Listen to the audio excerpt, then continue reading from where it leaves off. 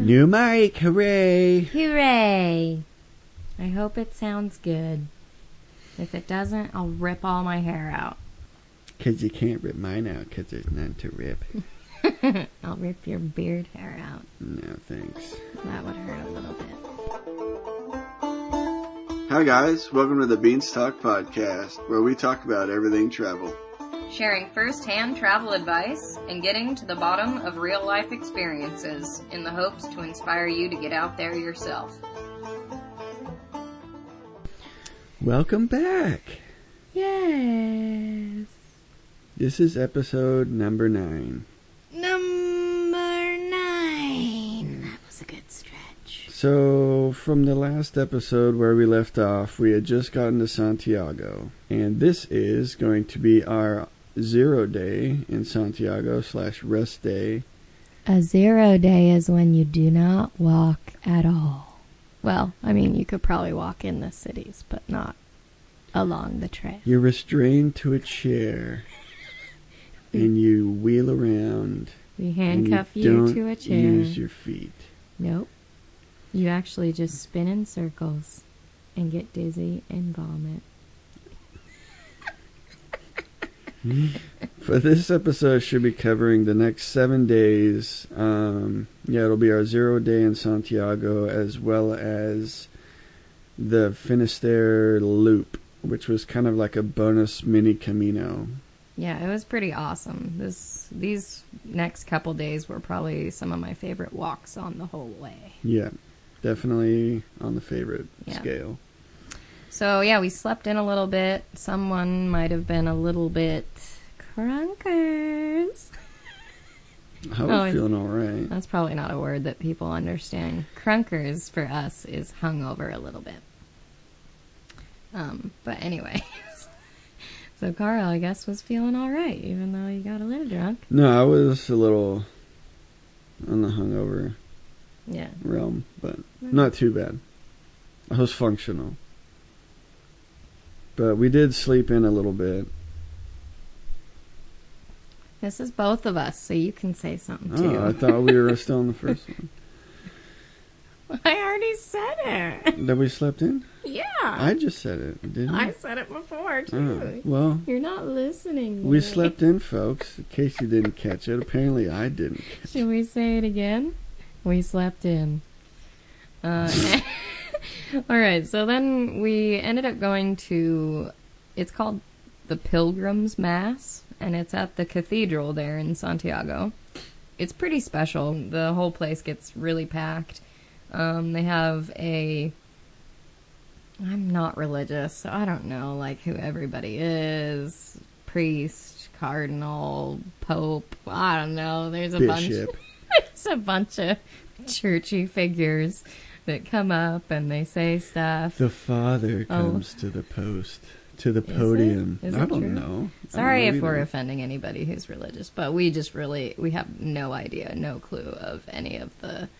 We're really just making fun of ourselves. We really are. I have no knowledge of these things, so it's kind of my choice. But anyway, so there is a memorable nun who does come up, and she sings a lot, she's got a gorgeous voice, and the acoustics in this place are phenomenal. So that was something that I really enjoyed. It was funny because I think during this whole thing, it's supposed to be a pretty special time for pilgrims, and they made it to the end. They're in this beautiful cathedral. It's like a reflective time, I think, for everybody. And so a lot of people get emotional. I, however, just didn't have that. I don't know what it was. Maybe I experienced enough emotion with the butterfly the day before, but I wasn't really in a super emotional place. I think I was maybe more excited to keep going because we had a few more days ahead of us, but I'm not sure. Yeah, our Camino wasn't over yet, but so they basically give this sermon, and it's in Spanish, so that's another thing that kind of difficult because you don't know what. Oh yeah, you can't. Unless you know Spanish. Yeah, unless you're fluent in Spanish, which we are not. We can get by, but we're definitely far from fluent. Yeah. Especially for how quick and fast they talk. Mm-hmm. but the mass ends with the swinging of the Botafumeiro, which is basically the large... Is it incense that's in it? It's incense, yeah. It's a really large... I mean, it's like, what would you say, 2 to 3 feet high? Yeah. And probably like, you know, at least a couple feet wide. It looks just like a big fancy urn or something, and it's attached to this rope that goes all the way to this huge vaulted ceiling. The ceiling is super high. And so they throw in this incense that's smoking, and then they throw it in this capsule, sort of, this fancy looking silver urn thing. I guess that's what the Botafumeiro is, but then they raise it up and they basically pull on this rope that's kind of pulleyed to the top of... And there's like 9 guys or something holding that rope. Yeah. So they get that thing swinging. So with them tugging on it, it basically swings and, it just goes back and forth over the whole crowd. Or, the people that are there for the sermon. Yeah. I think originally the concept of it was to mask the smelly pilgrims that were arriving. Really? I think so.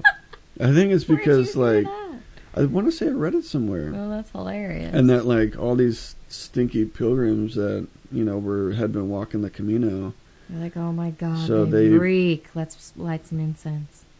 I want to say that. I mean, I could totally be wrong, but I want to say that's what I read. That's pretty funny. Anyway, so it swings back and forth, and it just, like, fills the room with this unique scent. It's really nice. It's very, like, earthy almost. Yeah. But, I don't know. There's something special about... It's just, like, a good closure, and... I don't know, I got emotional with that, and as well as a lot of other people too, but I guess you didn't, but I don't know, it just kind of came up, and I just embraced it, and I don't know, it was very, it felt like good closure. Yeah.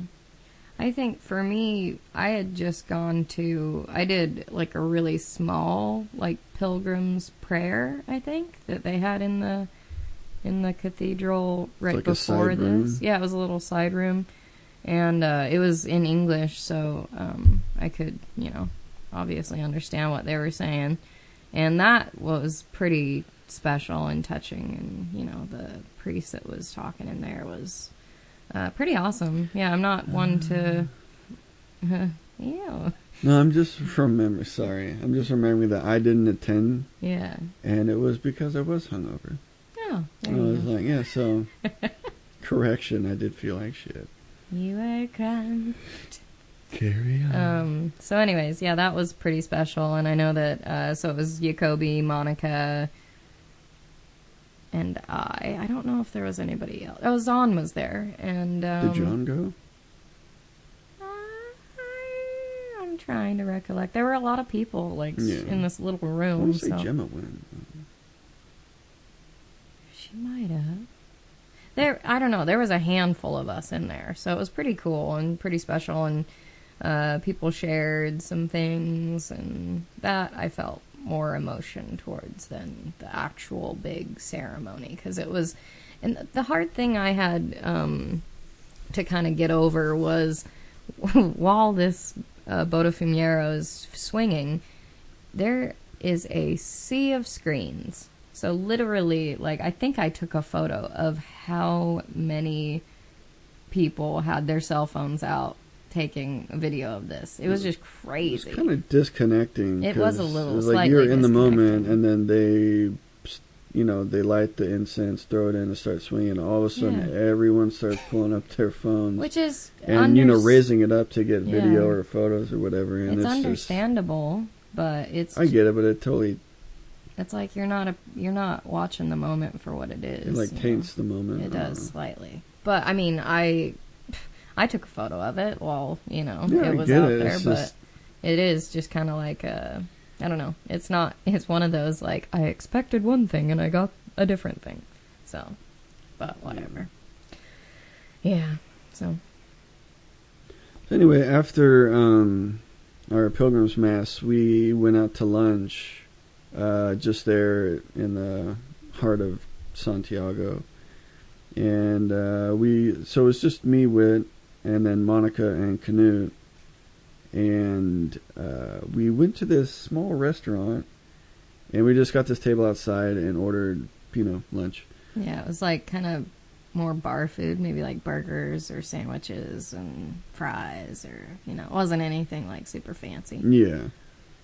And I remember Knut wanted to order a burger, but he wanted it like pretty plain. I don't think he wanted cheese or something, and he just didn't want like he wanted it very specific in a certain way that he really was like, I usually tell him, and it always comes back the way I don't want it, So he was like very specific with the. It's like, I just want the lettuce, the tomato, and with the language barrier, there was a bit of, unclearness. Yeah.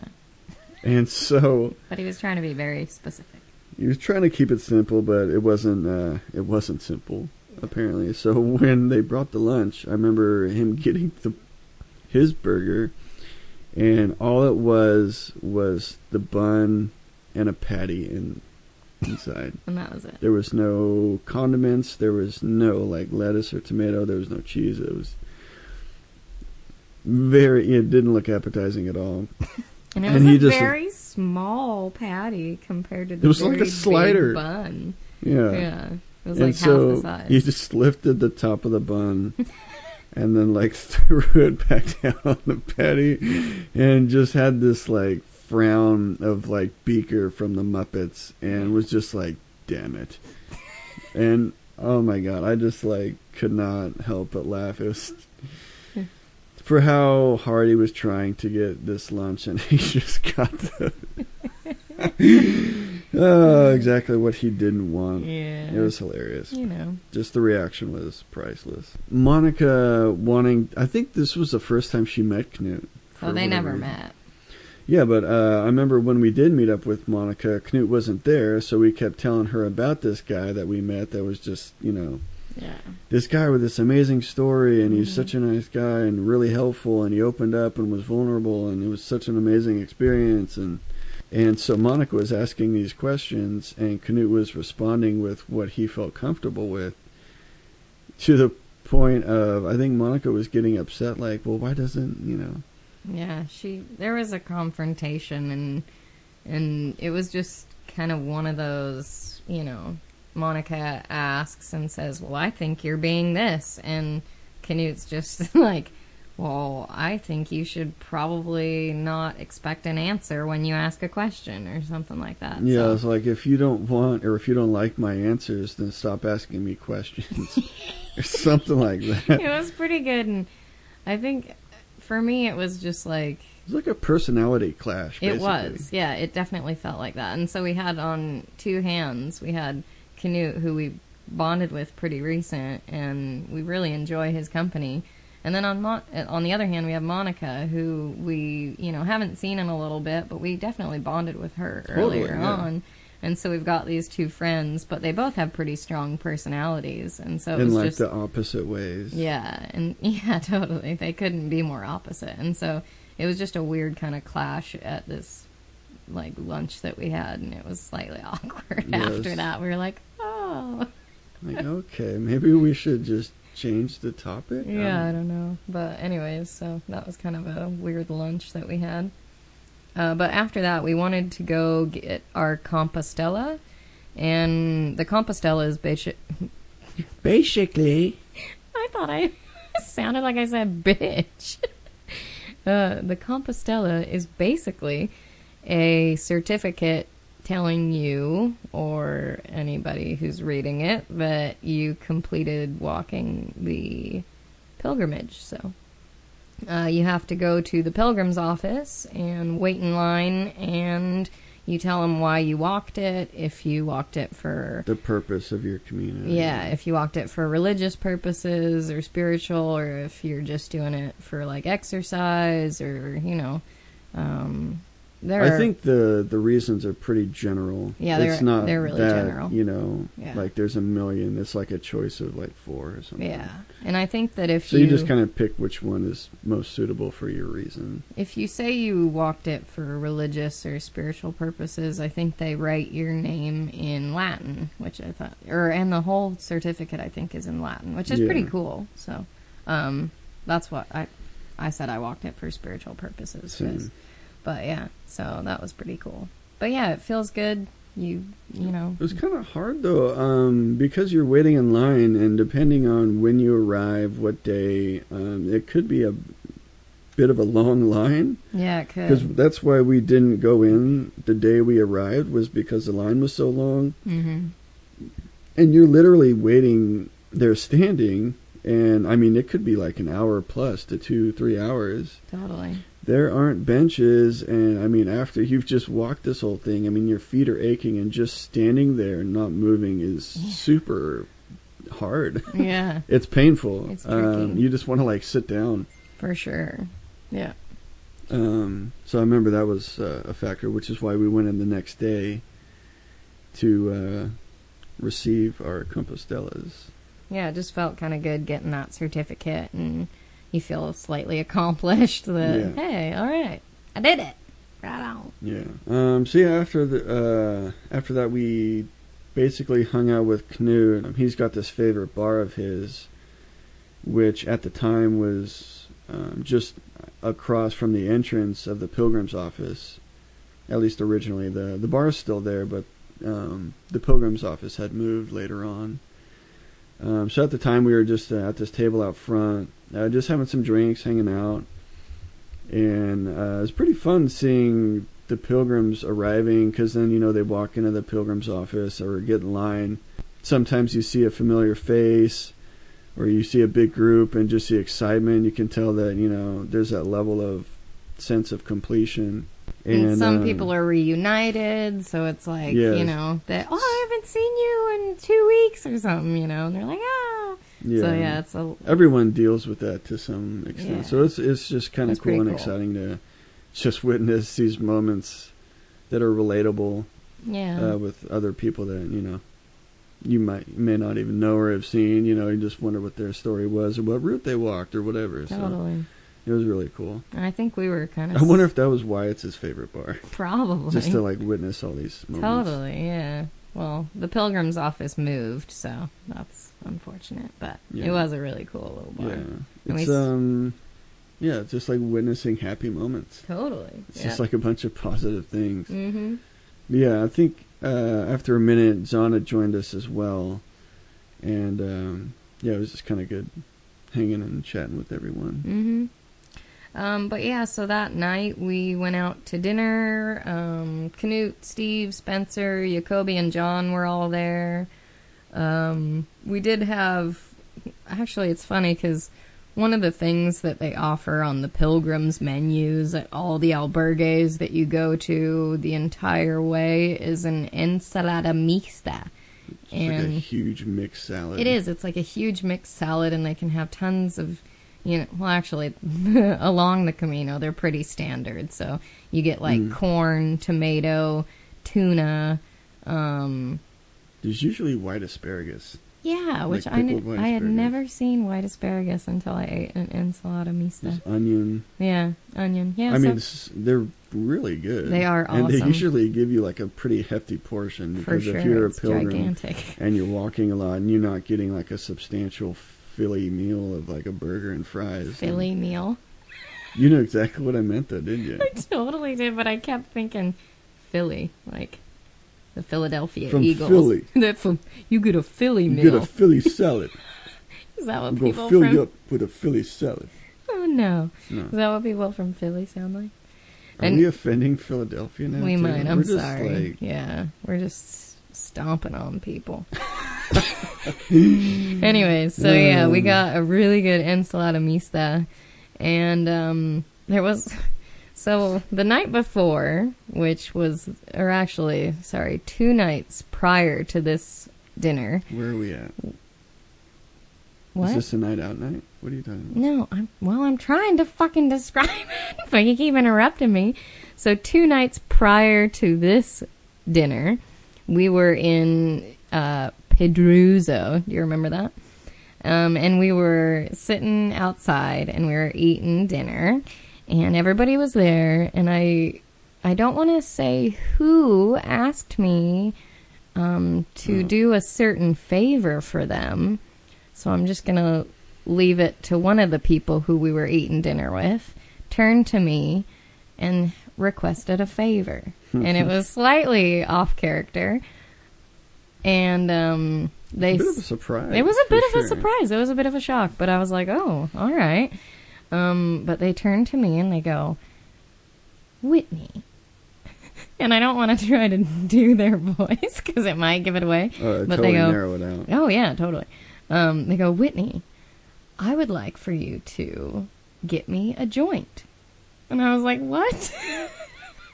And they were like, I would love to smoke a joint when we get into Finisterre. And I was like, oh, well, yeah, that sounds pretty good. And so I used to smoke back in high school, and maybe I look like somebody who would still currently, smoke weed on occasion.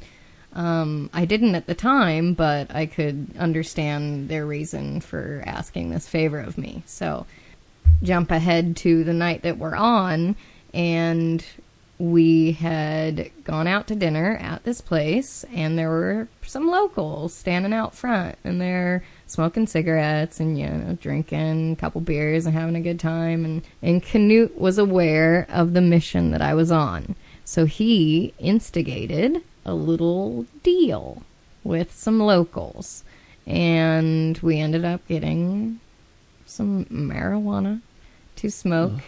Ew! Fucking judgers. We got some dope. We just got a little bit of weed. That's all that happened. It's no big deal. Fuck. Well, I'm just trying to tell a story and paint a picture, and you're squashing me. Let me tell it, you made it Judgy sound McGee. like we just scored heroin or something.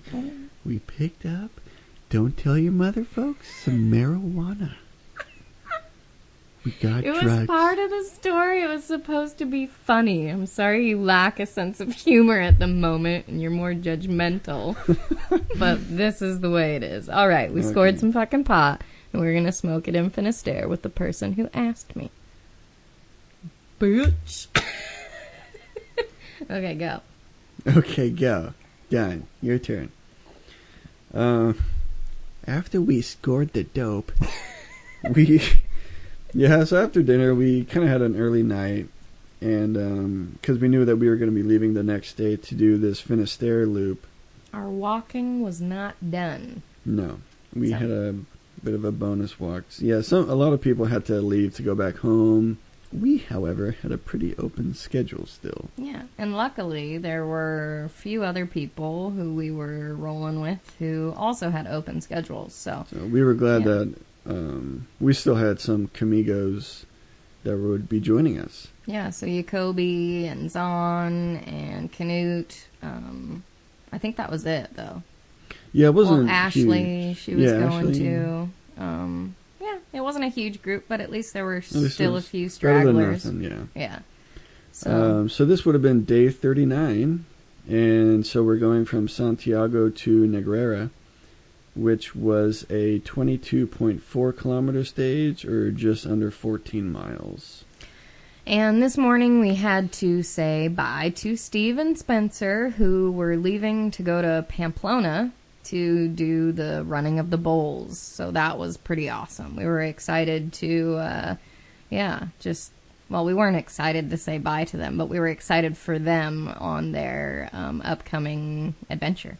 Yeah, for San Fermin and Pamplona. Yeah, it'd be pretty sweet. But we had brekkie at that favorite bar / breakfast joint, I guess, of Canute's. Cafes. Yeah. So that was pretty cool.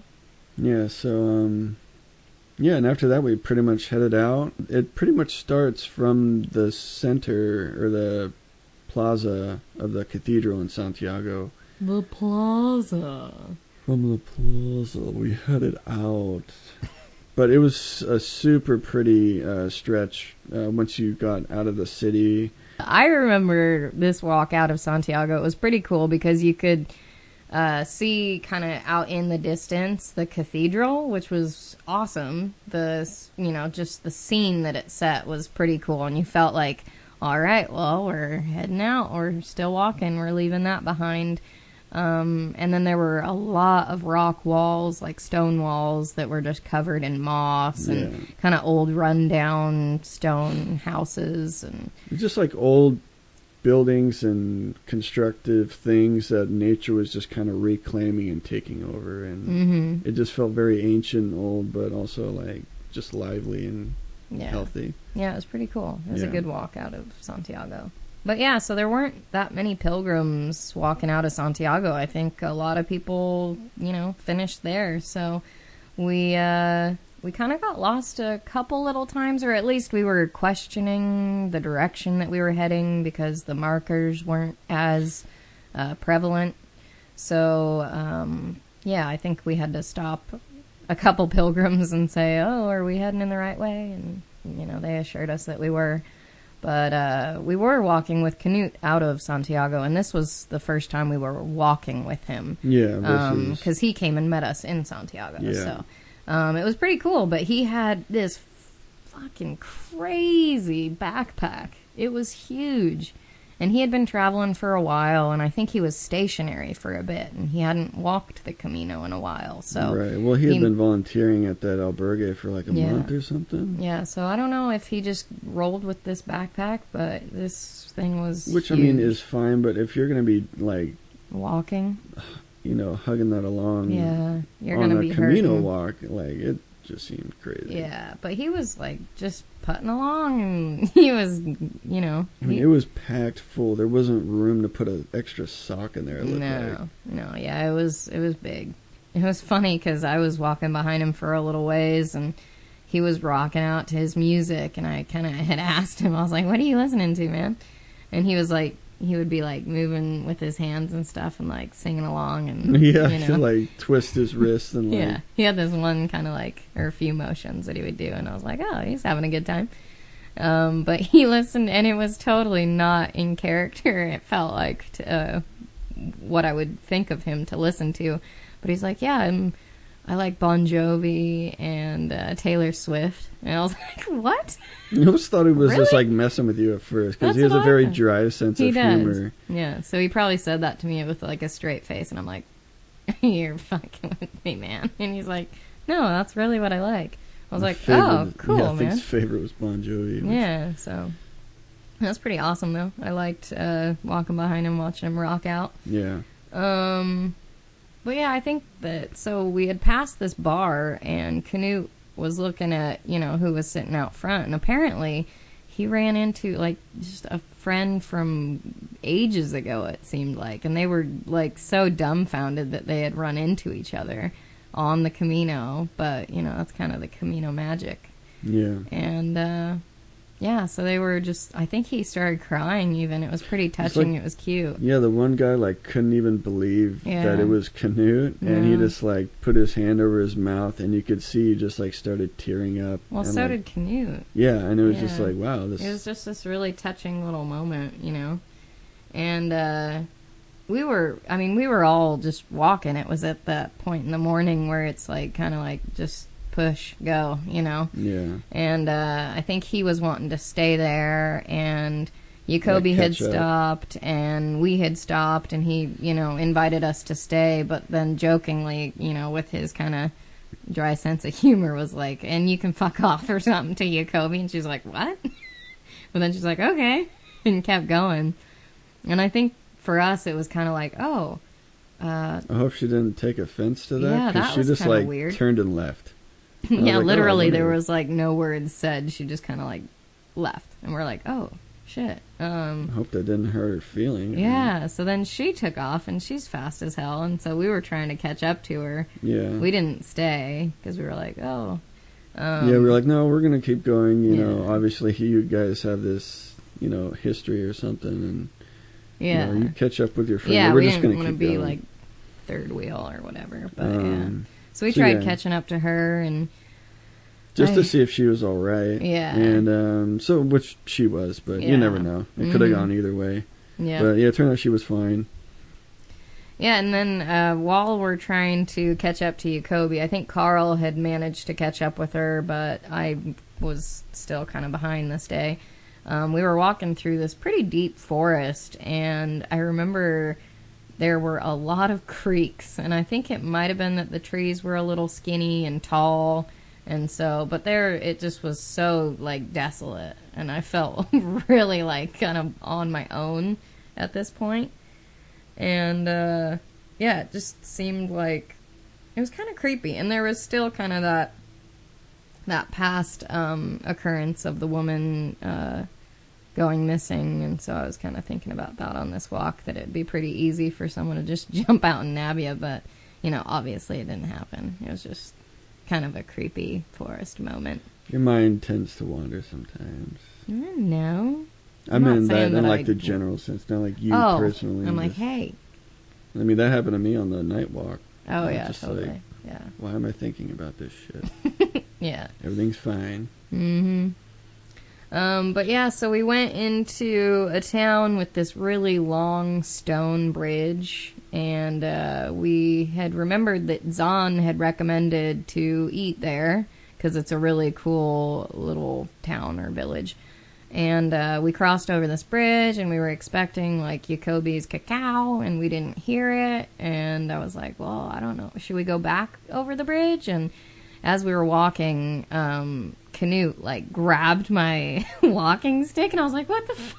Because it freaked me out. We just gone through the creepy forest.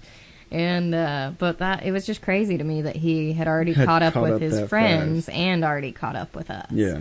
So it was just nuts. I was like, he's just a machine. He is. He's fast as hell. Especially with the size of his bag. Because he even, like, handed me his bag at one point. And I was like, I lifted it and I was like, holy shit, you're carrying? Because sometimes things are large and everything, but it's just full of fluff. And you're like, oh, this is deceptively light. Mm-hmm. But his was definitely, I'm glad I wasn't carrying it. Yeah, for sure.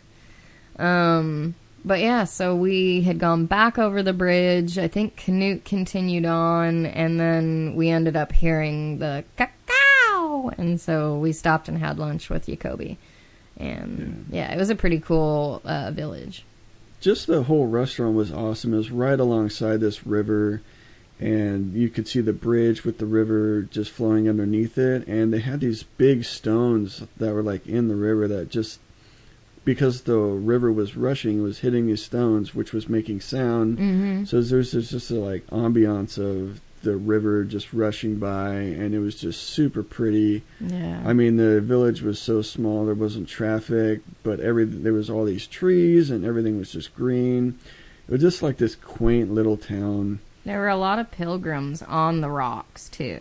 I think a ton of people stopped here. It was a good stop. I mean, you couldn't just walk through it and not stop to enjoy it. No, yeah. There were tons of people just enjoying the sun, enjoying life. It was a good town. Yeah, it's just a really pretty spot. Yeah.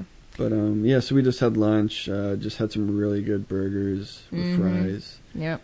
And, yeah, glad we made a stop and enjoyed the moment. Yeah.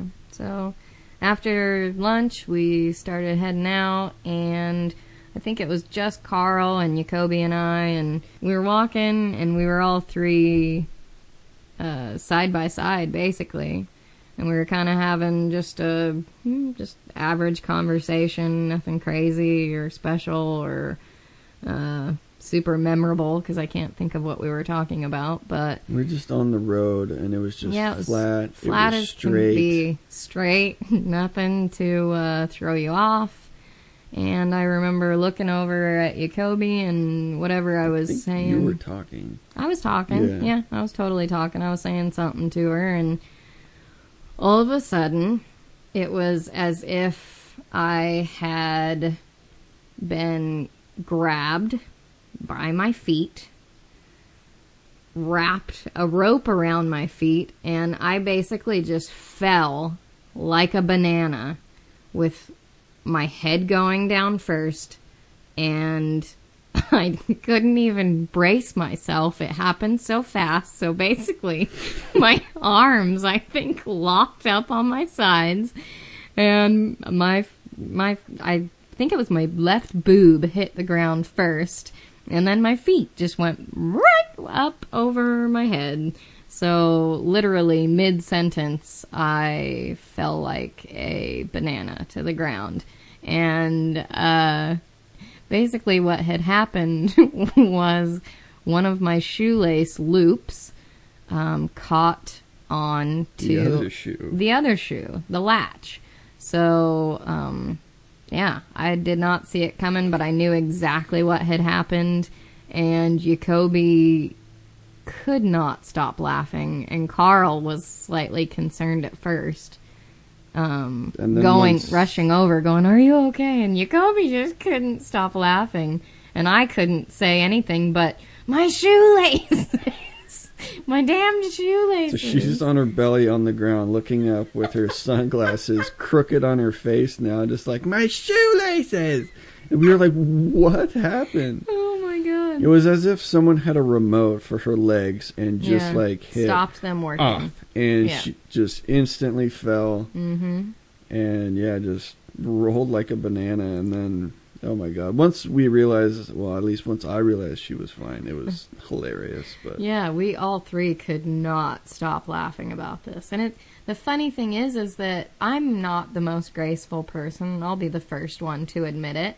But after hundreds and hundreds of miles and walking up and down mountains and conquering this trail, the flattest bit of road, or tarmac, or whatever you want to call it, it was like, no, why on this little bit that I'm going to, fall down? And it was literally, I had my backpack on my back, and there was no stopping me from just flying forward. It was like it propelled me forward. I was just confused, because I was like, what could you have possibly tripped on? We're not like in the forest. There's no sticks. We were on this road that's just flat as can be. It's straight. There was no curves that... Yep.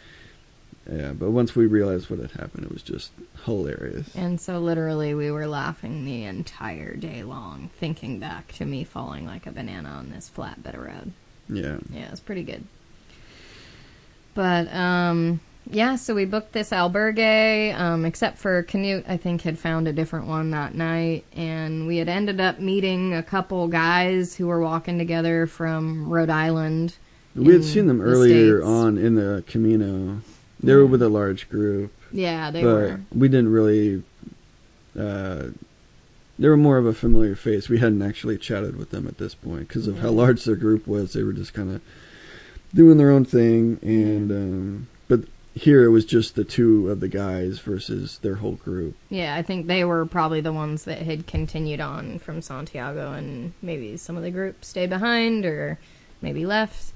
But anyways, their names were Jim and Ray, and they were super friendly and really nice guys, and so it was nice to get to know them a little bit. And this night I ended up going out to the grocery store with Jacoby, and we picked up some stuff to cook back in the albergue because they had a kitchen, and we made this big pasta dinner, and it was pretty nice to, have some meals to cook ourselves, or just to save a little bit of money from the average kind of €10 dinner that they would offer you at the albergues.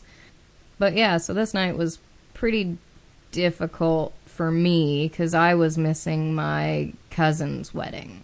So I think I was just kind of out of it, to be honest. I was just in my head kind of thinking about missing family and everybody getting together, and so it was, I don't know, it was a pretty tough and then you're not there night. Yeah, exactly. I'm not there, and so I think I had some crying moments and just time to myself, and just reflective. But that was it. Once we got dinner going, I swear, like, we just plated dinner, and then Ashley rolled up. Oh, yeah. And we had extras, too. So we're we like, had thank enough God. for a full plate. We're like, oh, you made it. We just finished with dinner. Do you want a plate? And she was like, oh, sure, that'd be great. So, Yeah, I think because you were feeling emotional, you weren't that hungry. So No, I hardly ate. yeah. Anyway, so that was day 39, which would put us to day 40 the next day, which is going to be from where we were in Negrera to Olvarora. I don't know if I'm pronouncing that right, but it was something like that. Olvarora. I don't know. Something like that. That sounds good. But it was a 33.1 kilometer stage, or 20.6 miles. So it's a pretty long day ahead of us. And it was also the 4th of July. Which is significant to us here in the United States, apparently. Not so much in Spain, but... No, but we did have Jim and Ray, who we had, met the night before, who are also from the U.S., and, yeah, we kind of celebrated a little bit later on.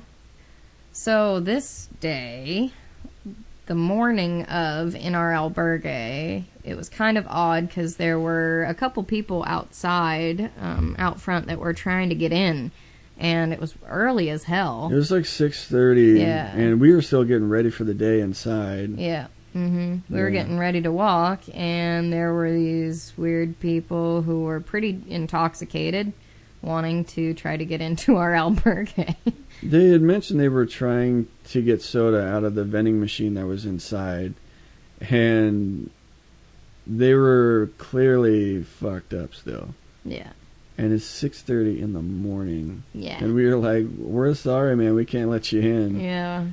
And we were like, again, they're speaking Spanish, and we're trying to relate to them with what Spanish the group knew. Yeah. And we were like, well, if you give us the money, we'll go in and we'll get the soda for you, but we can't let you in, man. Yeah. And they just didn't want it. They just wanted to come in. We were like, this doesn't feel right. No, you're staying outside. We'll get you your soda if that's what you really want, but that's the best we can do for you. Yeah.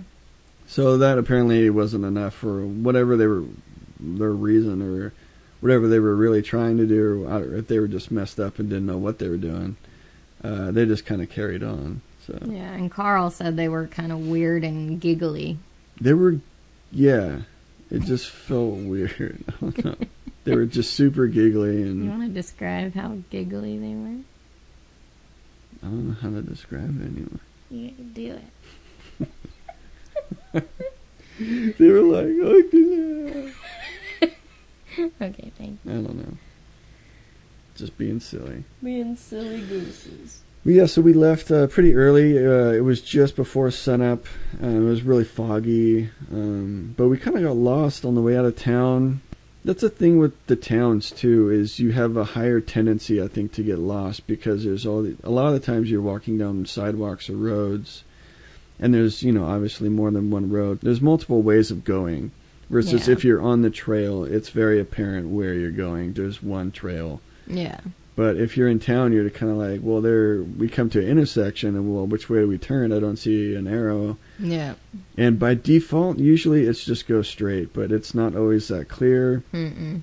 This is very easy to get lost in towns versus if you're just on a trail. Yeah, and it was really foggy that morning, so Yeah. it was like hard to It was see still dark-ish. things, and it was still pretty dark. So yeah, it was hard to find our way this morning. Yeah, so we got a bit lost heading out. We ended up walking alongside this river, and it was us and Jacoby. I think Jim and Ray kind of went it earlier. Yeah, they had gone earlier. But yeah, we eventually found our way, and the fog had burned off, the sun had come up. It was a nice, really pretty day, and it was one of the prettiest stretches on the whole Camino, which was the beginning. And it was just through a lot of, almost like a tunnel through a forest is what it felt like. Mm-hmm. Just this ancient trail, and it's just surrounded, by this, small little foresty section. Yeah, it was awesome. I remember a lot of rock walls that day. Yeah. And they were all, you can't even, imagine how old they are, too. Because you think just all of the stones have been put there who knows how long ago, and Right. they're basically just covered in growth. Right. In moss and leaves and, You just feel like you're back in time or something. You do. You man. feel like you've stepped back in time. Yeah, It's pretty cool. Really awesome. Mm-hmm. But yeah, after, we made our way through that section, we kind of popped out on like road and then sidewalk and more road, and it just ended up being a ton of tarmac that we were walking on. And I mean, it's a 33-kilometer stage. Yeah. So, I mean, by the end of the day, my feet were just screaming. I felt like my feet were going to pop. Yeah, it's a weird feeling. It is so when weird. you like, my feet feel like they're gonna explode, and every step is just excruciating. difficult. Yeah. But at one point, I'd caught up with Jim and Ray, and there was a few others, and Whit was behind. I think Jacoby was behind, and so I was kind of walking with them, and we had rounded this corner, and this car just like swerve. I don't want to say swerve, but definitely was oncoming to us around this bend, and they weren't paying attention or something, and almost like hit these couple girls, and then just like slammed on the brakes, and we were like, what the hell? Yeah. What's your problem? Like, watch where you're going. And we were just like, yeah, it was a pretty freaky moment. You just have to be careful and be really aware of like what side of the road you're walking on. And over there, they drive on the right-hand side of the road. So you have to... You gotta walk facing traffic for sure. You want to see what's coming at you versus getting sideswiped from behind. However, when you come into corners, it's kind of tricky. Yeah, it's almost really like you dangerous. gotta cross the road. Because you don't want to go into a blind corner. And you don't want to be on the opposite side of the road if you're turning, into, say, if you're turning left into a corner. You don't want to be on the left side because it could come around the corner and be like coming right at you, and they're not going to notice until it's too late. So you'll have to like cross over and then cross back. So you have to be really conscious of you really do where you're at as far as being on the road. Yeah. Mm-hmm. And I don't want to like generalize, but they just drive crazy there. And I remember actually hearing the story with this group after this had happened with us almost getting hit. Actually, me, Jay and Rim.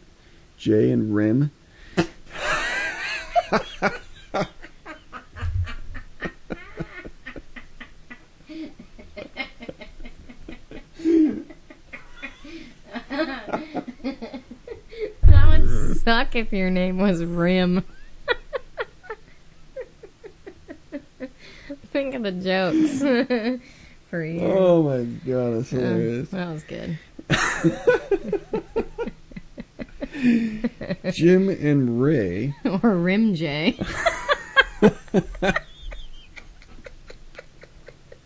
Gross. I'm sorry, but you set it up.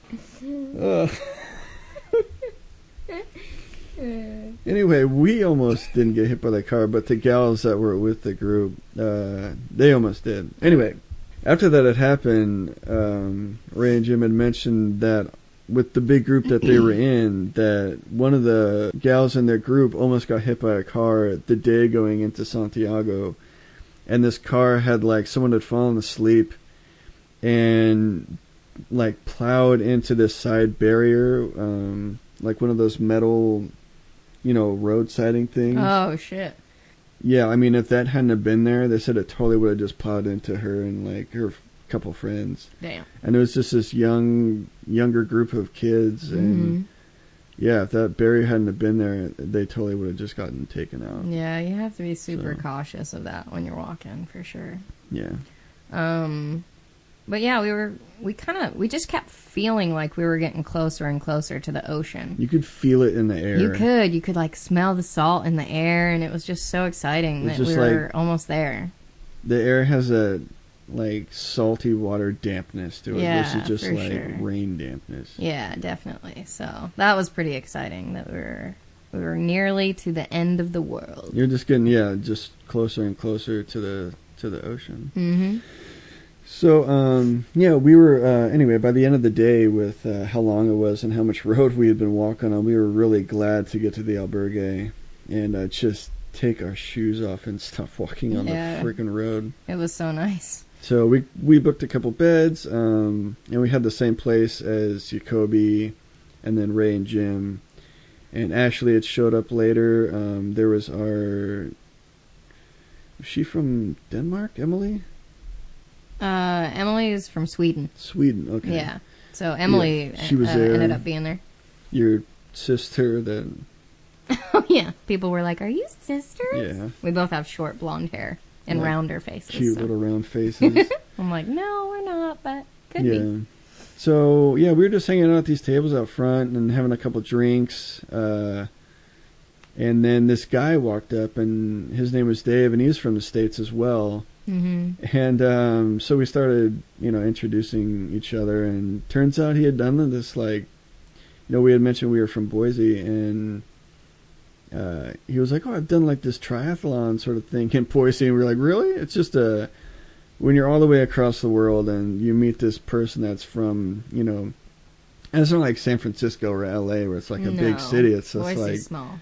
Boise's, it's a bigger city, but it's definitely small in a multitude of ways and kind of off the map. Mm-hmm. Where even people in the States are like, oh, you're from Idaho. That's by the Mississippi or something. You're like, no, that's Ohio. That's Iowa. Or Iowa.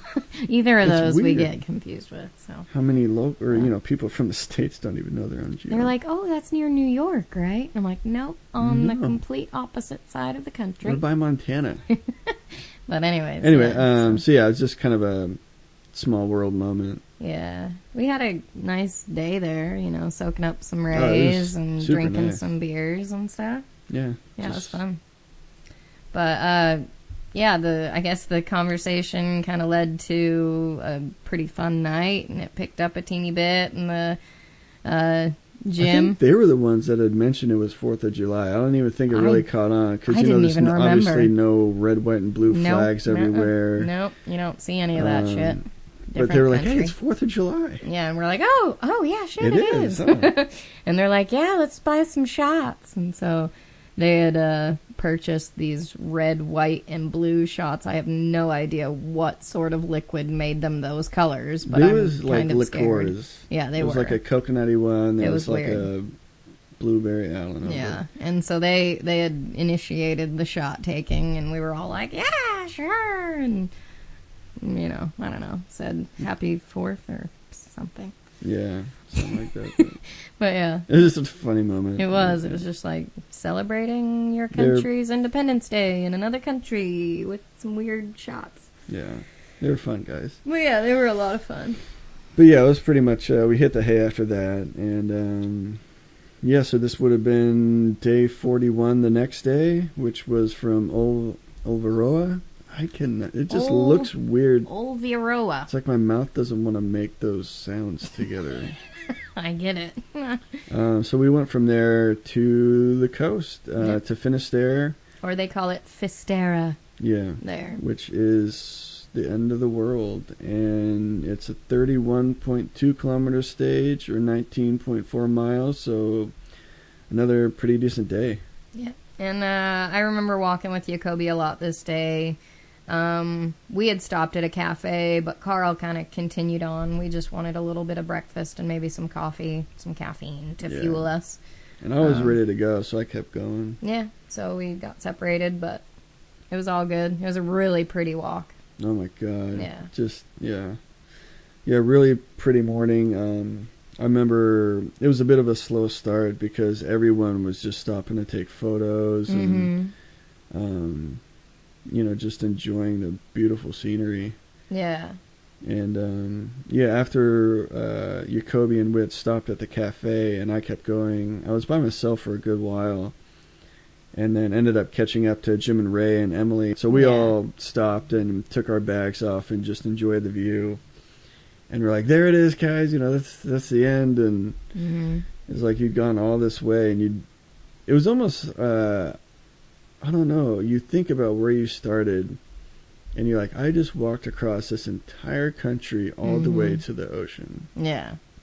So it was a pretty cool moment. So we were just parked out and just kind of, just had a moment to chill and enjoy the view. Yeah, it was pretty awesome. This was because Carl was ahead of us with everybody else. Jacoby and I just kind of walked together, and I remember there was this guy walking with his dog, and that kind of surprised us. And we're like, oh, shit, that's like one of the first dogs that we've seen walking it. He had little packs on his back and stuff. And I almost felt slightly bad for the dog because I'm like, how good is it for your dog to be walking a Camino when we feel like our feet are busted? Yeah, you know, like sure. how long are your days and how long are your, how many rest stops do you take? I don't know. I just felt like slightly concerned for the dog. Totally. I mean, it's like, oh, it's cool. You want to do this, but does your dog really want to do this? And does your dog hate you right now? I mean, is your dog just being tortured right now? Yeah, exactly. So we had the thought, but to see the ocean after so long of, just wanting to get there, it was pretty surreal. It was pretty awesome. Yeah. But yeah, I remember walking down into this next city. The city's called C. C-E-E. That's how you spell it. Yeah, so it's C, which is by the sea. Yeah. But I remember it was really, really steep walking down into this city. So yeah, from that viewpoint, you basically walk down into sea. And it's a lot of loose rocks, so you kind of have to be careful, but you don't want to go slow because your knees are going to hate you. So you kind of have to... But you don't want to slip. But you don't want to slip, so it was a little tricky getting down into the city. But that's where Jacoby and I took a break, and we kind of wandered through the city a little bit. There were tons of... it was like a big flea market going on. Yeah, so just anything, like tables and stuff for sale all over. Anything you wanted, you could probably find in this flea market. But we just stopped at a restaurant there and had some lunch. And I think we tried to find Carl, but couldn't find him anywhere. So we just assumed that he kind of kept going. Yeah, so. And basically into C was where Jim and Ray and Emily and them, they wanted to stop also for lunch. And I was feeling pretty good. I don't know what it was. I just wanted to keep going. I was just enjoying it. And so I carried on, so I was back by myself again. But it wasn't a very well-marked town or city or whatever. And so I got a bit lost. And, I mean, I knew where we were ending was, Finisterre, which was, on the coast. So I figured, I got to be close to the trail because basically we're just going to be skirting the coast until we get to this other, end point. Yeah. We got lost going out of that city, too. Yeah, I could not find a marker, and I just kept coming across more forks in the road, and I just didn't want to get more lost and have to backtrack even further. So I asked a local, and they kind of pointed me in the right direction. So then I knew where I was, and at this point I was like, all right, well, I'll stop for lunch. And so I had some like snacky stuff in my pack. So I just kind of had a quick snack and then kept going. Yeah. But walking out of C, you basically come up and over this mountain, and you just go through like other little, really small villages just along the coast, and it's just super pretty. And I'm just walking, and all of a sudden Canute comes charging up right behind me and just flies right by. And he's, twisting his wrist, listening to whatever he's listening to. Bon Jovi. Yeah. And, he's got his headphones on and just charging like a maniac. I don't understand how he's walking so fast with how heavy his pack was. Yeah, it was crazy. But yeah, he just left me in the dust, and I thought I was doing pretty decent. I almost had this like competitive like feeling of like, I'm gonna keep up, and then I was just like, you know what, go on, man. I'm gonna hurt myself. Hell no, I'm gonna kill myself. Yeah. Yeah. So we went through a couple little villages, and then you get through this little foresty bit, and it comes around this bend where it curves to the right, and there in the distance you can see Finisterre. And there's like a beach, and basically the whole city is just like an outcrop of the land. And you can just see it straight ahead in the distance. And you're like, that's where I got to go. That's the end. Yeah. Well, at least the end for then. For then, yeah. But I mean, there's like, there's the 0 kilometer marker. Yeah, there's it's the end of the world. That's what they used to call it back in the day. Because I think it's like the most western point of like Europe. Isn't it? As far as like connected Europe?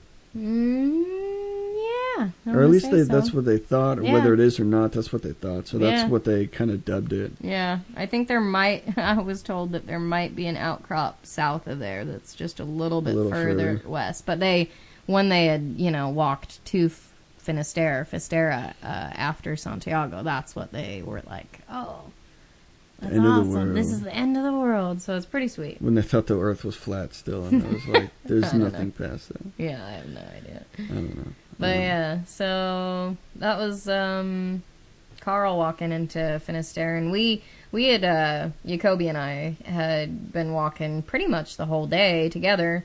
But yeah, we had just walked up this hill, and it pops you out right onto a road, and we had ran into 2 nudies. Little nudies. They were completely naked and enjoying some sun, and yeah, that was just kind of like oh, hello, you're naked. They had a V-dub bus, and so it just seemed like it almost kind of seemed I'm getting all blurry.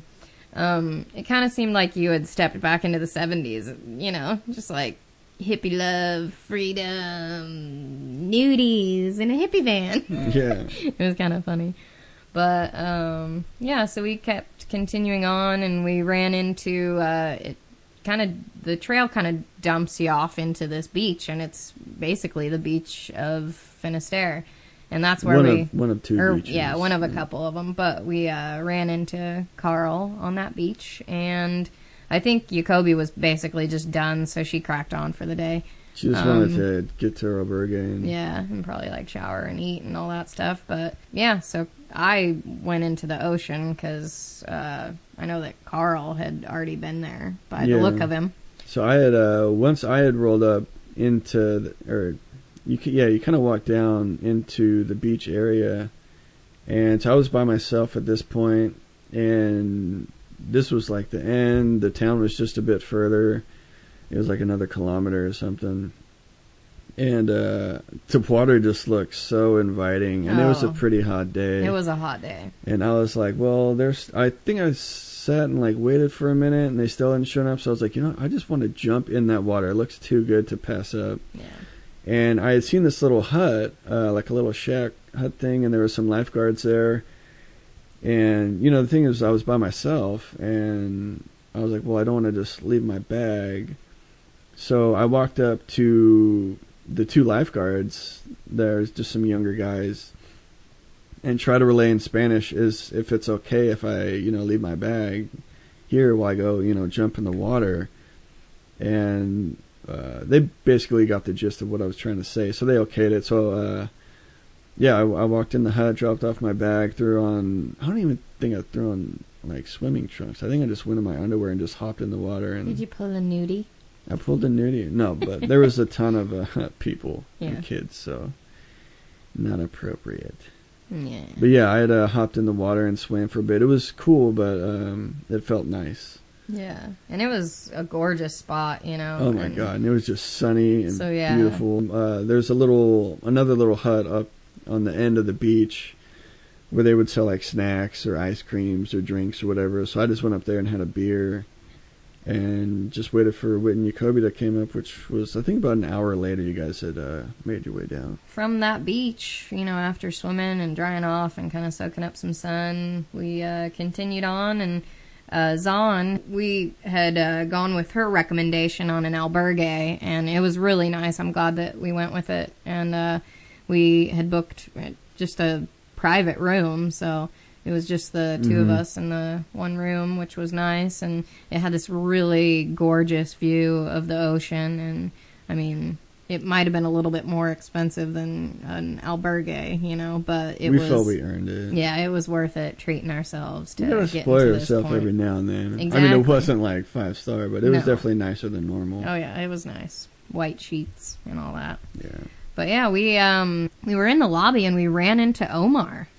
Omar from way back when, what felt like a lifetime ago. Yeah, we met that dude on day 1 climbing out of the Pyrenees. And we hadn't seen him in Santiago. We hadn't seen him in weeks. And all of a sudden, here he is in the lobby, and we're like, Omar! Yeah. I think he was from Seattle, wasn't he? Yeah, I want to say he was. I want to say the last time we saw him was heading into Pamplona. So that was literally first week. I want to say it was after that, but it was like a few stages after. I mean, it feels like a long time since we even talked about it on the podcast for how long? For sure. I don't remember when we saw him last. But yeah, that was kind of crazy. And for me, I was like, oh my God, yeah, we'll take your email and we'll hook up later. And there's so much going on, and there's a lot of people to connect with. And we, ended up going out to dinner with a handful of other people, and I totally let it slip and didn't contact him to go out to dinner, and I felt so bad. I was like, shit. Well, that's the thing, too, is like a lot of people that end in Santiago, they'll wait and hang around for other people to finish, and so you reconnect with a lot of faces, and it's the same way with Finisterre. It's like a lot of people get there, and then they hang out. I mean, one, it's just an awesome, beautiful little beach town. Yeah. And I didn't a lot of people expect to see hang him. out there for a few days or longer, and Yeah, it was pretty cool.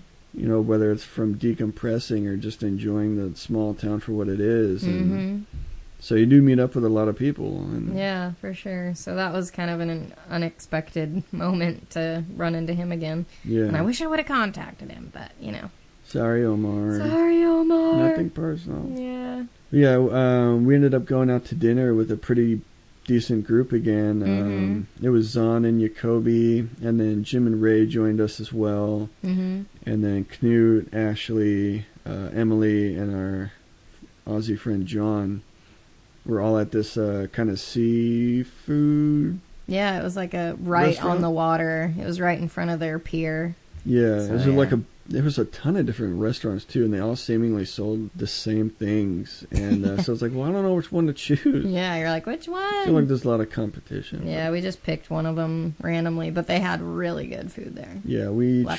tried what's called Navajas de Afatar, which is razor clams for the first time. Oh my God.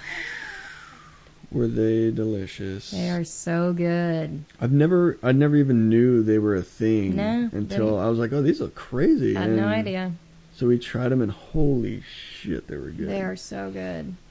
They're basically like the shell of the clam is like a pencil or like pen, and it's split in half and opened, and so you have this like long, kind of phallic looking clam thing. But oh my God, are they good? Yeah, they're so good. But we were joking that they kind of look like monkey dicks. They look. They're weird. You're like, yeah, but then you try them, you're like, oh my God, I don't even care. If I don't it's care shaped like what a they human look dick. like. Yeah. Ew. Just kidding. Gross. I would not eat something if it was human-sized penis. Gross.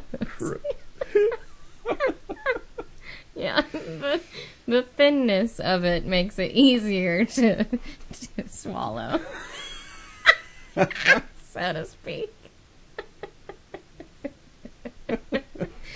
Anyways, I went off the rails real fast. Yeah, you did. We're getting dirty in the end episode.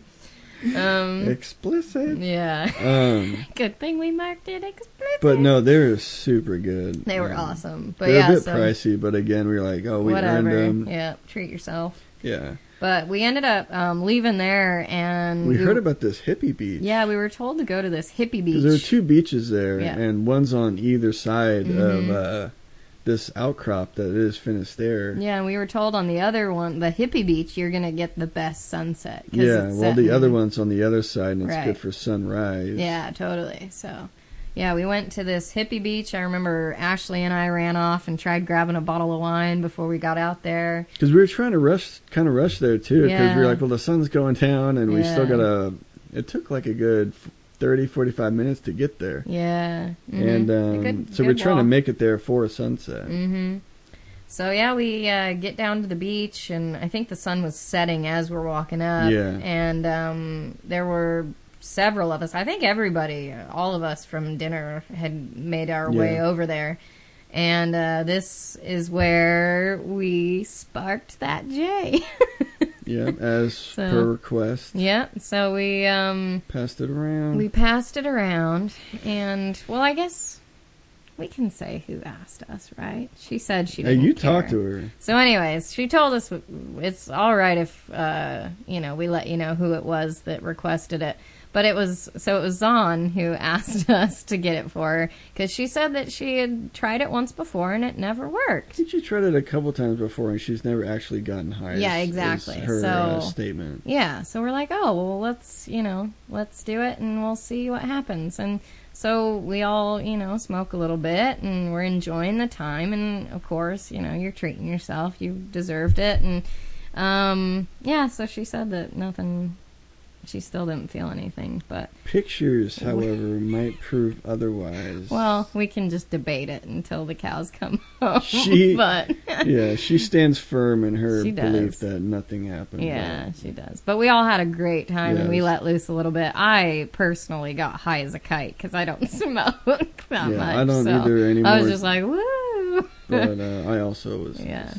Which, don't mind doing it when it's, good place, good people, good moment. But for me, I'm a pretty personable person. I like to talk, and that just kind of puts me into a, you don't need to talk. What are you saying? Does it sound stupid? I don't know what I'm thinking, kind of paranoid. I'm like, I've been quiet for 10 minutes in my own head, judging myself on stupid shit that doesn't matter. When I should just be enjoying the moment where I am with all these lovely people, and I want to talk with everyone and have a good time, and I was going inward, which I didn't really care for, but... it was a good time. It was a good moment, and shared a bottle of wine, shared some laughs. I know there was this Irish guy that was there who got attacked by a beetle bug or something. There's this huge black beetle thing, and this thing was like...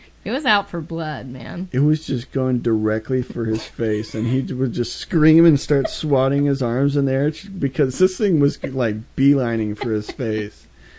And he was just freaking out and screaming, and then it flew off, and then it came back and was just like a peregrine falcon would like dive bomb a pigeon or something. This thing would just like go straight for like over and over this guy's face, and it was the funniest thing, and I was just cracking up, losing my shit. And I was high as a kite, so I was looking over and I didn't see the beetle for a little bit, and I thought you guys were just fucking with him and being like, look at this thing attacking you, and he's like, oh my god. I was like, don't be mean to him, but I did not know that an actual beetle was attacking him. It was hilarious, man. And I mean, I would have been freaking out too because the thing was huge. And he was probably high too, so it was just like, oh shit.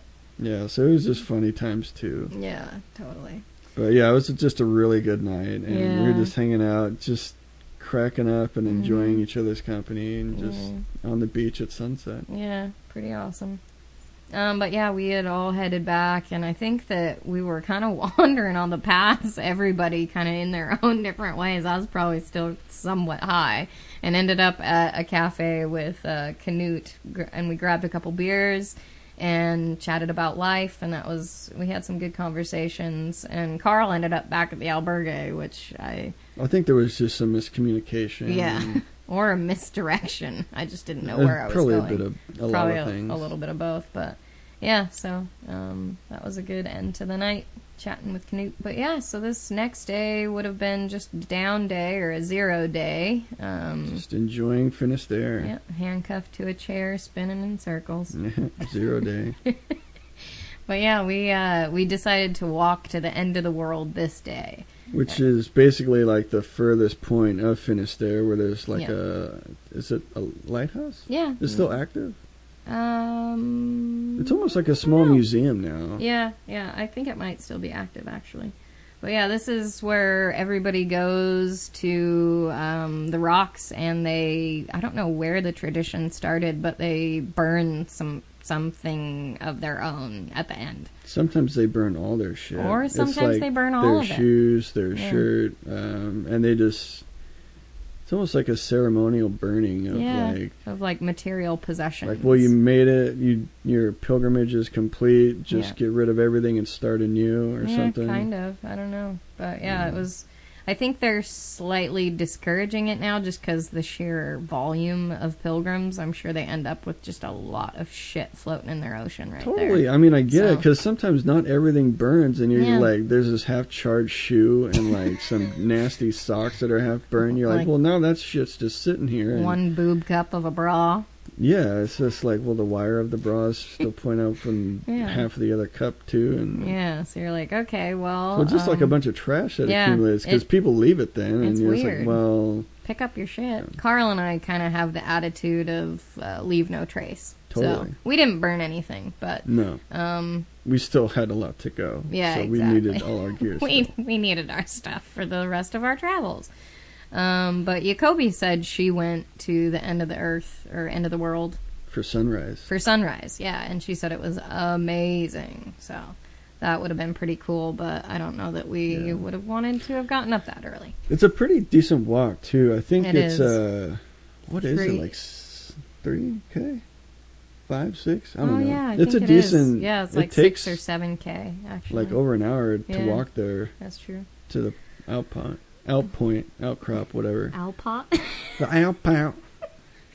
I don't know what I'm trying to say. The outpot. But, I mean, we still were in the mode of no transportation. You could get a ride there or a cab, but we were like, no, we're still just 100% on our feet. Hoofing it. But that day was pretty chill.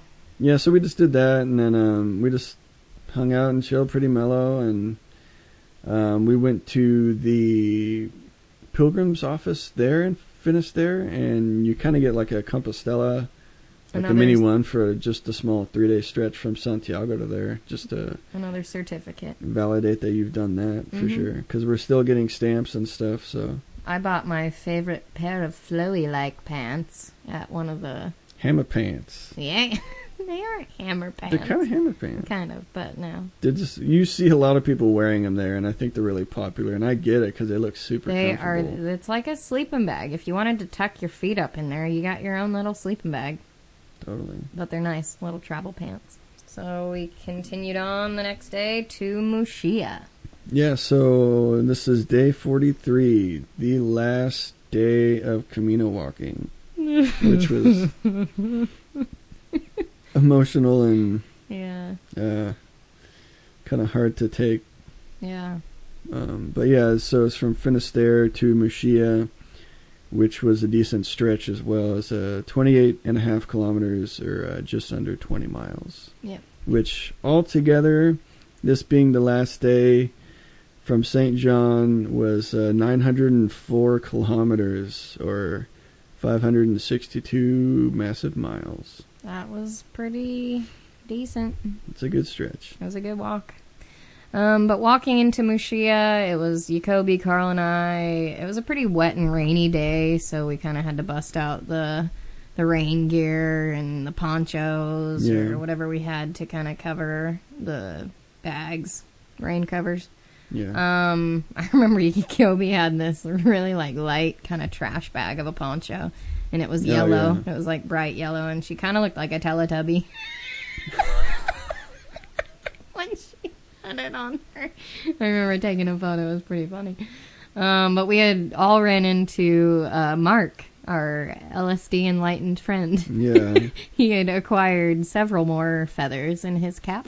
Oh, it was rimmed with feathers. He was on cloud 9 still. Yeah. Or however much higher you can get on clouds. Yeah. He was up there. But yeah, he was a good guy. I think he was walking the opposite way, wasn't he? We crossed paths. Yeah, he was. I think he went from he did the loop the opposite way. So he was heading to Finisterre while we were going to where he just came from. Mm-hmm. Yeah. And because there was a point in the loop where you can split, where you can go left to Finisterre or right to Muxía. Mm-hmm. So it was good to see him again. Yeah, totally. But yeah. But yeah, we stopped for lunch. Probably around halfway or so. There's this really nice hotel or also restaurant. We saw John there as well. Mm-hmm. And we bumped into that guy all the time. John was along for the ride, man. We met him first with Gemma back in Nahera or something. That was maybe not even a week in. But just how randomly we just bumped into him at the oddest of places. Yeah.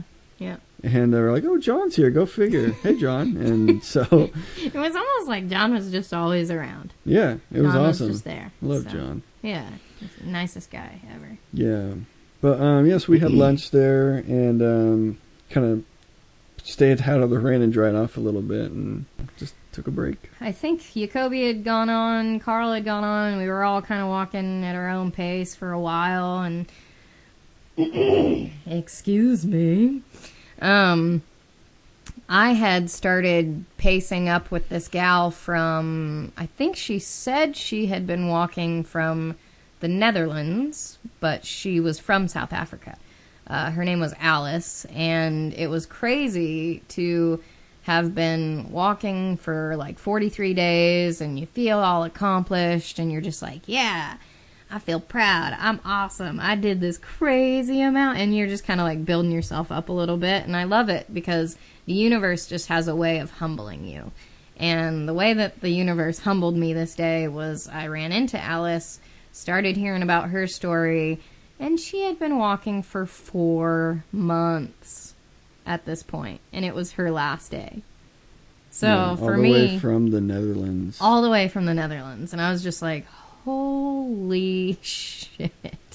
Okay, I'm not so special. You know, it was just, I mean, I am, but I'm not. So it's just a way of, you know, balancing your ego and how you do tend to get all like, yeah, I'm awesome. Yeah, I'm great. And then you're like, oh, whoa, you're awesome. You're great, you know. So it was just kind of one of those moments for me. But it was nice hearing, you know, Alice's story and getting to know her for a little bit. And I think she ended up, you know, stopping to take a picture of a cow, and we separated or something like that. But, oh my God, I totally forgot until this moment that Jacoby loves cows. They're like her little spirit animal, and they were the entire way long. There were cows. And it might have been why she started cacao. Maybe, I don't know. But anyways, that just reminded me of it. When I would see good cows, I'm like, oh, Jacoby probably stopped and really liked this one. But I think that on the walk into Mushia, that was like the last 2K, I think all I did was cry. Yeah, because you pass the little markers and it's just like 5K, 3K, and you're knowing that this is like, this is our end. This is actually the end of our Camino. Where we've been, this is 43 days, and this is like the final moments. Yeah, and so then it's done. Yeah, I wasn't ready to stop. I wanted to keep going. I did not want to stop walking. See, I had a part of that too, where like I wanted to keep going also, but part of me was like, we're doing this world trip, and we've spent so much time now in Spain, where I was like, I'm ready for like another country. I'm ready to like go elsewhere. Yeah. So there was a big part of me that was kind of pulling me in that direction as well. That I was just ready to keep traveling. You know, like let's make some big moves and go to another country or something. Well, but yeah, part of me wanted to keep going. We kind of differ. I was glad to be done also. Yeah, we differ in that sense too, because I kind of feel like I'm slightly more just appreciative of the moments, and you're like, what's next? You're like a little, you know, you're like, all right, what are we doing? Where are we going? And thinking ahead, which is, I love it because it's like good for planning and stuff. But for me, I'm like, look at the trees, and oh my God, this leaf, and like, I'm very much like right here, and where am I? What am I looking at? What are we doing? I'd love to keep going, and this feeling is great. And you're, but yeah. Well, where are we going tomorrow? I know. Where are we going tomorrow? What country are we going to go to? Yeah. So, but I mean, it's balance, you know. For sure.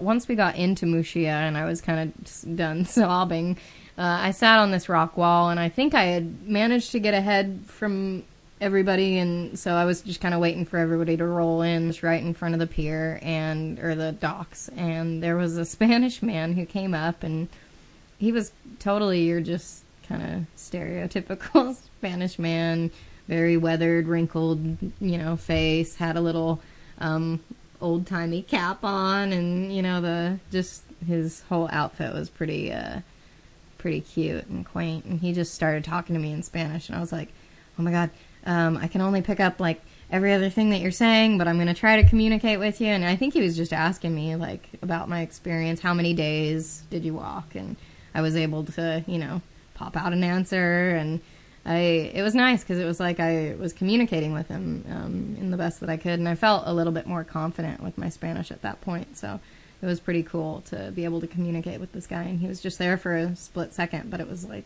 it enriched the moment. And it's awesome. Then he just kind of took off on his bike. I was like, all right. Really? Yeah.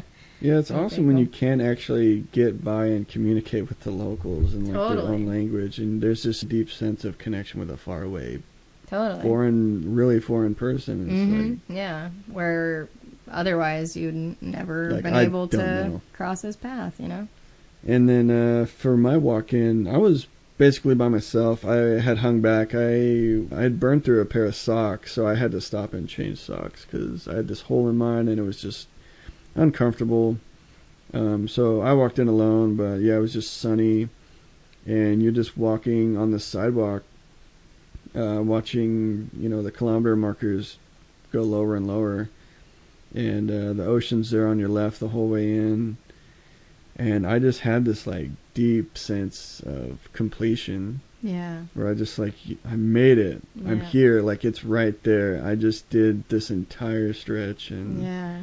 It just felt special. Really good, yeah. Yeah, so we got in, and there's another Compostela, which is at the small pilgrim's office there as well. So yeah, we got another one. Yeah, it's pretty cool because each one has like different little artwork, or the design's different, so it was kind of cool getting They're a all separate unique one in their for own way. each. Yeah, for sure. But yeah, we all went out to dinner that night and had a great time. It was on Jacoby, John, of course, Emily was there, Alice, and Chrissy, by chance, from Germany. And we had razor clams again, which were... We had to do it again. And I had scallops, and holy shit, those were good. I was like, razor clams all day. I don't care how much it is. Navajas. Give me the phallic monkey dicks. He wanted to choke them down. Oh, God, it's so good. Anyways, yeah, so at that point we were like, well, should we try to make it to the beach for sunset? Or, I mean, I guess... It wasn't a beach. It's not a beach. It's like this rocky outcrop in front of this church there. If you've ever watched The Way, it's the very end of the movie. It's basically a bunch of really big bouldery rocks where the waves crash onto, and the sunset's right in front of you, and it was really overcast, and we're like, oh, I don't know if we'll get a sunset. We'll see. But when we got out there, there was like, it was all overcast, and the whole sky was clouds. But there was this sliver. Tiny sliver right down by the horizon that I was like, wait a minute, we could get some sun peeking in at that little sliver. And everyone's like, oh, I don't know. And it ended up being just like the most beautiful sunset. It was of the whole gorgeous. way. Yeah, even more than night before in Finisterre. Yeah, the sun just broke out of the clouds and just like had this. It just illuminated everything in this really beautiful way. And yeah, it was awesome. All the rocks were kind of this like orangey color. And yeah, so it was just really cool. And then just dipped down into the ocean. But also just kind of, letting this whole walk go. It was John, Jacoby, John, and then Whit and I that kind of did the sunset thing. And you're just really happy, but in a sense bittersweet, as can be expected to. A really good last night. Yeah, definitely. But yeah, so the next day, it's basically our journey back to Santiago, where pretty much everybody leaves, except you can for walk, us. But yeah, you I can think walk with back everyone if you wanted to. That was having to leave to go home at this point, and it would have been just us, as well as you kind of backtrack for like half of it, going the same way you came. Yeah. We're like, well, we'll go back by bus, so that way we can say bye in Santiago. Yeah, so this would have been day 44, and this was our first mode of transportation. Other than our feet. So yes. We busted back to Santiago. Yeah. But before we left, there was a little, almost like a barrel out front of our albergue where you put our you're supposed to put your walking sticks. We just left them in there. Yeah, we left our walking sticks behind because we weren't going home, and else it wasn't like we were going to take it with us around the world. So we said bye to Staffy and Mustafa. Then we had our Camino shells too. Oh, yeah, we took our shells down to the rocks and we threw them off into the ocean. That was pretty cool, too. That was kind of a official letting go as well. Yeah. Kind of emblem that signified you as a pilgrim was thrown into the ocean at the very end. Said bye to our shells. Yeah, we just had I think our bus wasn't until like 2 in the afternoon or something. So we had just had a couple of drinks and stuff, just enjoying this small little ocean side town of village of Mushia, waiting for the bus. It was kind of crazy. I was actually getting the sensation felt really weird to be on something so fast. I think my equilibrium was kind of freaking out. Yeah. But I remember passing several points where I was like, oh yeah, we just walked this. And for me, I just wanted to keep walking. Yeah. I remember that sensation while riding the bus back. Yeah, I made it back to Santiago. Mm-hmm. Yeah. We did. And then we bumped into Thomas there. And Thomas, I remember, was with us the first time I had met Jacoby in that one room. He's from Germany, and I had forgot to mention that we had seen Thomas in a small village just like roadside. Jacoby and I had bumped into him, and he said he wasn't doing so hot with, he was having an issue with his intestines or something. Well, his stomach? No, at the time when we bumped into him, he said he was having issues with his leg or his foot. I think it might have been like his ankle that he was taking some pain pills for. And so he had gone to a doctor, and the doctor said, no, you can't keep going because there's, it's too risky. And so he had to stop. And apparently we had found out that later, when we had bumped into him in Santiago, he was telling us that he had such bad issues with his ankle, and he was taking pain meds. And then also, I think, just drinking wine and beer and stuff that's what you do on the Camino. The mixture of the two created severe health issues where if he wouldn't have gotten treated, he could have died. So it was insane to hear this story and of this person who you just kind of, met, but really kind of connected and bonded with. We were so glad to see that he was okay. And so we had had lunch with him in Santiago, and we're just basically, Jacoby and I were so happy that he was doing okay. He just looked, you could tell he had been through a lot of stuff. And it was sad also because he had felt that because he wasn't able to complete the Camino, he didn't feel like a real pilgrim. And I was like... He was pretty critical He was himself, pretty critical of himself. And we were just, sending him love and just like, you know what, you did the best you could. And literally any of us would have done the same thing. If our life was on the line, we would have stopped, So, yeah. But yeah, it was just so good to see that he was okay, and spent some time with him in Santiago before we all had to leave. So, sending love, Thomas. But yeah, so we were with Zahn and John and Jacoby, and John had treated us to dinner. It was a pretty nice, like, Italian meal. And so, John being the nice guy he was, and that he was always around, he treated us to food. But, we stayed in Santiago for a few more days after we had said our goodbyes to... everybody. Everyone at this point, what friends remained. And we were just kind of relaxing and, at this point, making plans for what our next move was going to be for our next destination. But you'll have to find out next time. Yeah, so... That's the end of this episode. Camino completed. Yeah, thanks for joining us on this pretty life-changing and emotionally charged Camino journey. Mm-hmm. And if you guys want to hear any follow-up Camino info, maybe say how to prepare for one, if you want to do one yourself, or if you guys have any questions, like, feel free to ask. And reach out. Yeah, we have a lot of knowledge of what to do and how to prepare. So reach out. What to bring, what not to bring. Yeah, tons of stuff. So if you want to hear an episode like that in the future, let us know. And we'd be more than happy to do it. So we'll talk to you guys later. Bye. If you liked what you heard, subscribe to our podcast. If you feel inclined, leave us a comment or review, tell someone you know who might enjoy to have a listen, and feel free to share on your choice of social media.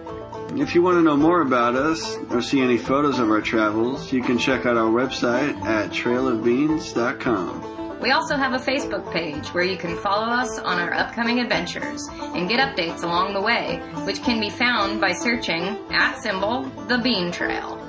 We'll be back next week. Same beans? Same podcast.